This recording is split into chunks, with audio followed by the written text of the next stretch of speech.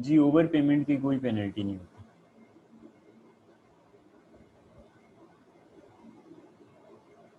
नहीं, less payment अगर करेंगे वो तो फिर ऑब्वियस सी बात है कि उस पर तो पेनल्टी पड़ेगी, लेकिन ना पेमेंट करने से तो बेहतर है ना।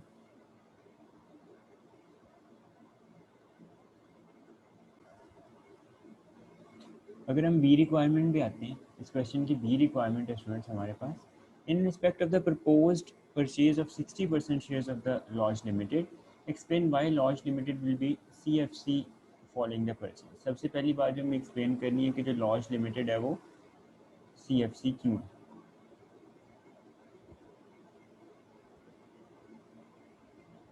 इस क्वेश्चन का हम बी पार्ट सॉल्व करने जा रहे हैं, और बी पार्ट में सबसे पहली बात जो हम एक्सप्लेन करेंगे वो ये कि जो लॉज लिमिटेड है उसको हम सीएफसी क्यों कह रहे हैं।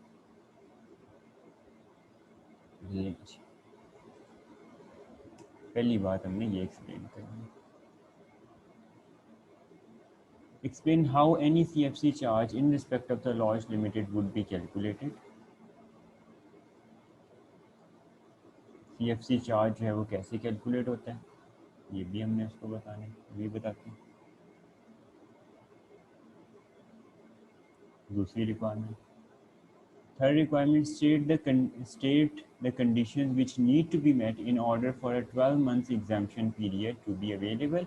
जो 12 मंथ की जो एग्जाम्शन पीरियड वाली एग्जाम्शन होती है वो कब अवेलेबल होएगी, उसके लिए कंडीशंस क्या हैं, तो हमने वो भी उसको बताना है। सो बी पार्ट की ये तीन रिक्वायरमेंट्स हैं हमारे पास, ये हमने उसको सॉल्व करनी है। आइए आते हैं क्वेश्चन पे, अटैचमेंट 2 पे। अटैचमेंट 2 के अंदर जो है वो लॉज लिमिटेड से रिलेटेड इंफॉर्मेशन अवेलेबल है। ये लीजिए, Lodge Limited is planning to purchase 60% of the ordinary share capital in April 21। E limited जो है वो लॉज लिमिटेड के 60% शेयर जो है वो परचेज करना चाह रही है। Lodge Limited has been wholly owned subsidiary of the T Limited since 1st Jan 2010। Both Lodge Limited and T company will continue to be resident in the शाला। सो S country में दोनों कंपनी जो है वो रेजिडेंट है। सो ये company जो है वो सीएफसी की डेफिनेशन में क्यों आएगी। सबसे पहले सीएफसी की डेफिनेशन होती क्या, एक ओवरसीज कंपनी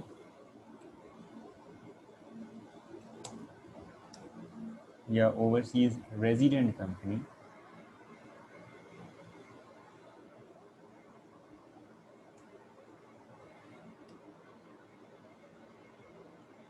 controlled by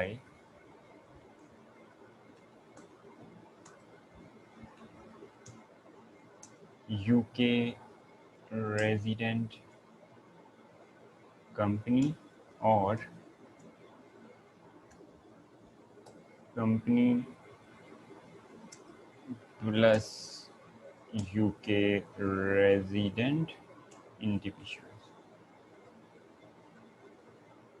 अगर एक ओवरसीज कंपनी को यूके रेजिडेंट कंपनी या UK resident company plus individuals मिलकर कंट्रोल कर रहे हों, और तीसरी बात इसका पर्पस क्या हो, is to divert UK profits artificial.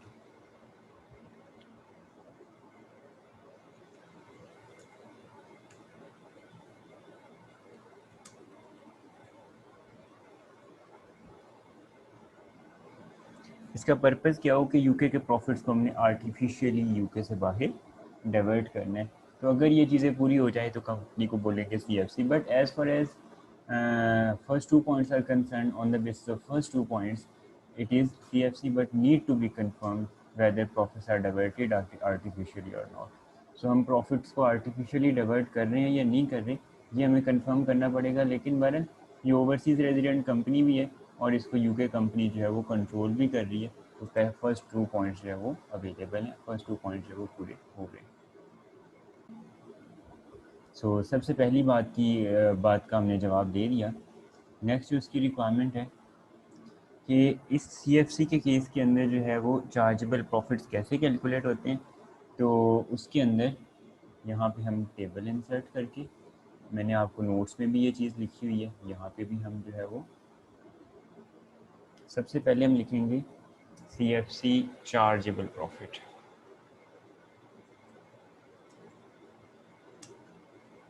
Other than capital.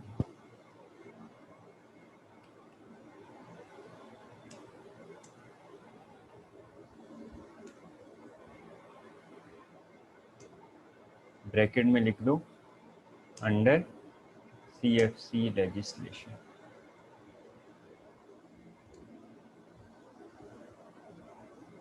CFC के जितने प्रॉफिट्स होंगे, यहाँ पे चूंकि उसने फिगर्स नहीं लिखी तो हम एक्स लिख लेते हैं, तो CFC के जितने चार्जेबल प्रॉफिट्स होंगे जो CFC लेजिस्लेशन के अंदर आ रहे हैं वो हम लोग लेंगे। इसमें से यूके कंपनी का शेयर जो है वो यहाँ पे ई लिमिटेड का शेयर कितना है 60%, तो हम इसका लेंगे 60%। फुल प्रॉफिट तो हमारा नहीं है ना, हमारी तो जो यूके कंपनी है उसका जितना शेयर है वो लेंगे, तो इसका हम लेंगे 60% और उसके ऊपर हम जो है वो कॉरपोरेशन टैक्स कैलकुलेट करेंगे एट द रेट ऑफ 19%। सो इसको बोलते हैं बल्कि इसके भी नीचे एक और चीज़ आती है, इसमें से हम लोग माइनस करवा देंगे DTR। इसमें से जब लेस हो जाएगा DTR तो जो बाकी अमाउंट बचेगी उसको हम बोलते हैं CFC चार्ज। इस तरह से कैलकुलेट होता है जी CFC चार्ज।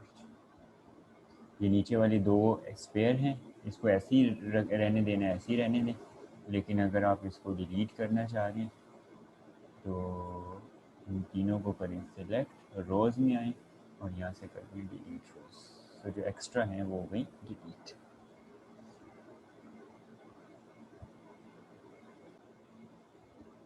सो नेक्स्ट जो हमारे पास स्टूडेंट्स, नेक्स्ट जो हमारे पास रिक्वायरमेंट थी वो क्या थी कि हम लोगों ने कंडीशंस बतानी थी कि 12 मंथ का की जो एग्जाम्शन होती है CFCs के लिए वो क्या होती है, तो उसकी ये कंडीशन थी। अगर एक कंपनी सेकेंड ईयर में भी CFC होती है और no CFC charge will arise in the second year, CFC charge of the first 12 months will be exempt as well. और आते हैं इस क्वेश्चन की लास्ट रिक्वायरमेंट के ऊपर, J limited value added tax on sale of the builder. The group finance director is considering whether or not opt to tax in the building in respect of the two alternatives. Explain whether or not VAT should be charged on sale of the building in March 2022. Calculate the final VAT adjustments which would be made under the capital goods scheme. ठीक है, पहली बात वो क्या कर रहा है कि जब हम मार्च 22 में बिल्डिंग को सेल करेंगे क्या उसके ऊपर वैट अराइज होगा या नहीं होगा, और सेकेंडली वो कह रहा है वैट एडजस्टमेंट जो है वो कब के लिए पूछ रहा है वो आपसे, ऑन सेल। वैट एडजस्टमेंट सिर्फ और सिर्फ जब हम बिल्डिंग को सेल करेंगे तो उस टाइम पे वैट एडजस्टमेंट होएगी या नहीं, तो वो हमने बताना है उसको। तो ये दो रिक्वायरमेंट है, इधर से इसको करते हैं कॉपी,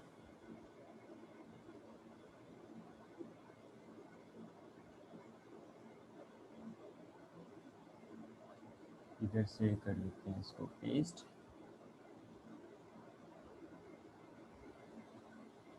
इसको कर देते हैं बोल्ड, और ये अभी हम सॉल्व करने जा रहे हैं इस क्वेश्चन का सी पार्ट।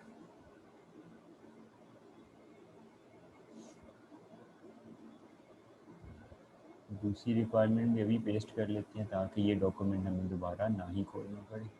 इधर से इसको करते हैं कॉपी और इधर कर लेते हैं इसको पेस्ट। तो ये दो रिक्वायरमेंट्स हैं इस क्वेश्चन की।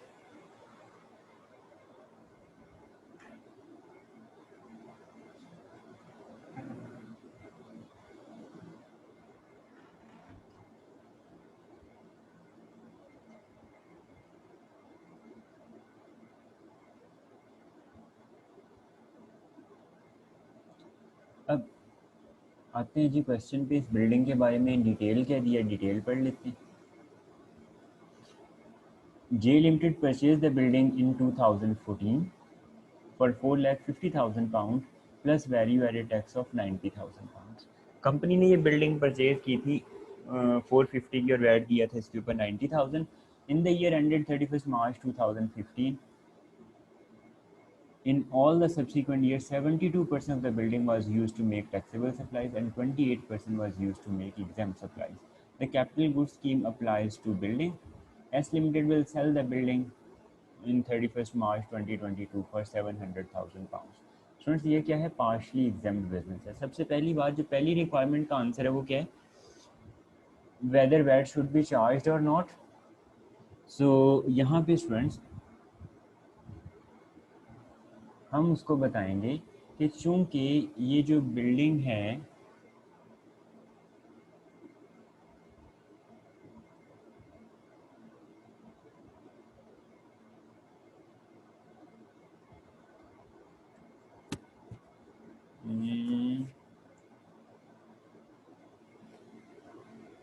इसमें कहीं पे बताइए बिल्ड कब हुई थी, कितने साल से ज़्यादा पुरानी?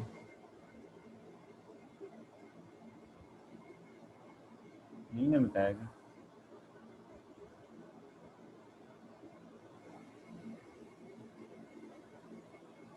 तो सबसे पहले जो है वो हम यहाँ पे जनरल स्टूडेंट्स एक्सप्लेन करेंगे.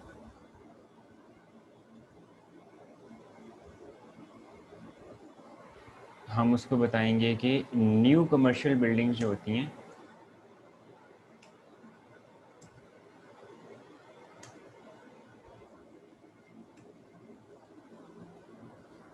न्यू कमर्शियल बिल्डिंग्स होती हैं उसके ऊपर आर टैक्स्ड एट 20% वैट. जो नई कमर्शियल बिल्डिंग्स होती हैं उनके ऊपर वैट का रेट लगता है 20%. और जहाँ तक बात है ओल्ड कमर्शियल बिल्डिंग की,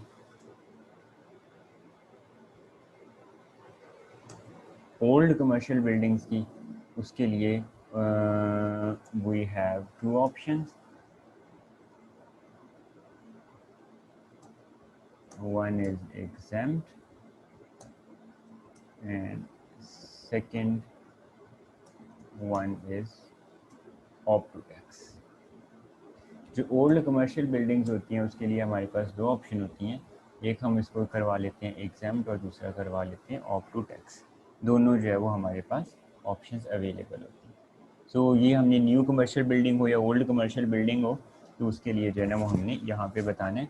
और सेकेंडली जो है अगर आप देखेंगे तो स्टूडेंट्स यहाँ पे बी पार्ट में उसने साथ में उसने ये भी बताया कि इसके ऊपर कैपिटल गुड स्कीम एप्लीकेबल है. सो अगर जो है वो हम इसको सेल करते हैं और इसके ऊपर एप्लीकेबल है कैपिटल गुड स्कीम, और अगर मैं आपको नोट्स दिखाऊं,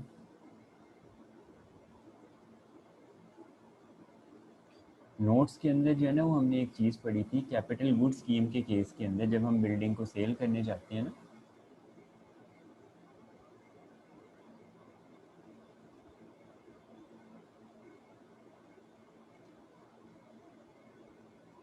कैपिटल गुड स्कीम के अंदर जब हम बिल्डिंग को सेल करने जाते हैं तो ये देखें अगर हमने इसको ऑप्ट टू टैक्स किया है तो ट्रीटमेंट डिफरेंट होता है और अगर हमने इसको एग्जाम्प्ट करवाया है तो ट्रीटमेंट डिफरेंट होता है. तो यहाँ पे स्टूडेंट्स हमने इसको दोनों पर्सपेक्टिव से जो है वो बात एक्सप्लेन कर देनी है कि जब हम इसको सेल करने जाएंगे तो हमने देखना है इसको ऑप्ट टू टैक्स किया या नहीं किया. कैपिटल गुड स्कीम के अंदर जब हम इस बिल्डिंग को सेल करने जा रहे हैं तो अगर तो हमने स्टूडेंट्स इसको टैक्सेबल करवाया सेल करने के टाइम पे,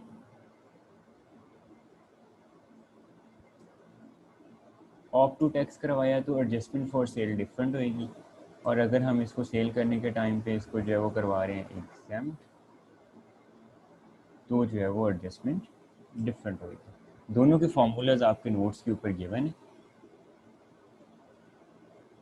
ये देखें अगर हमने इसको ऑप्ट टू टैक्स करवाया है तो फार्मूला क्या है?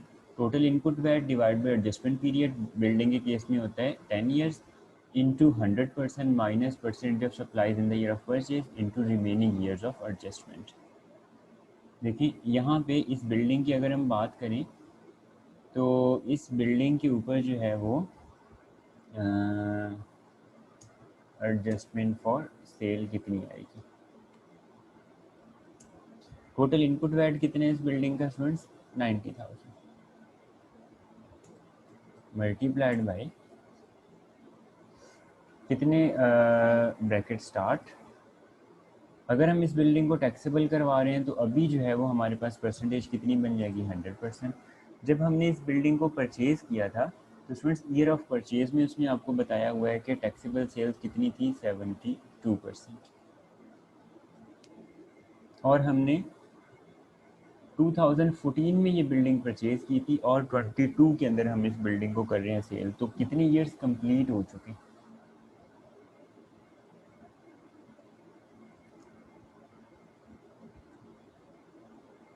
15, 16, 17, 18, 19, 20, 21,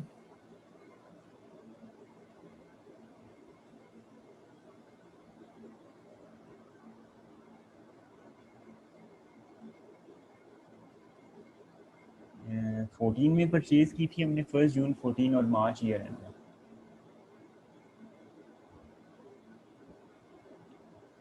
तो 7 बन गए।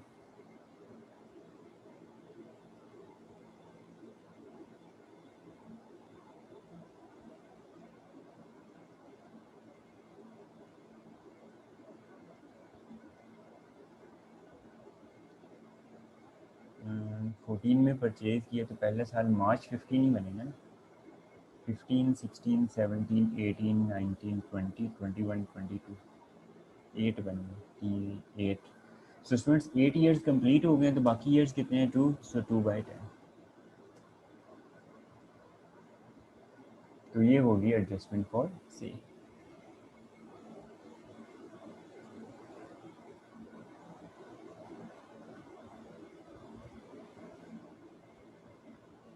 और अगर हम इसको करवाते हैं स्टूडेंट्स एग्जाम्प्ट,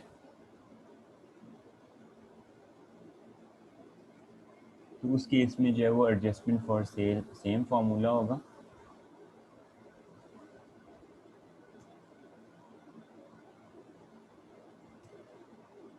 लेकिन यहाँ पे 100 की बजाय 0% है।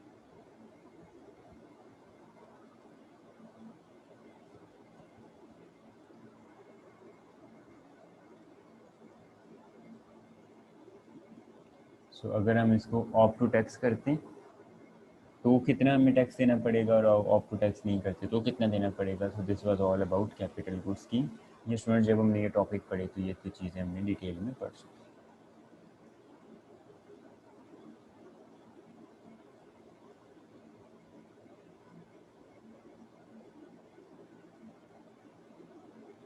5040 पहले का है 5040 और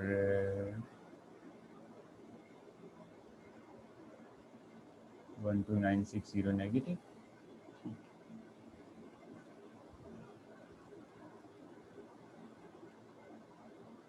सो नेगेटिव का मतलब है कि हमने HMRC को पे करना। पॉजिटिव का मतलब है कि हमने HMRC से रिकवर करना। सो ये था स्टूडेंट्स आपके पास क्वेश्चन।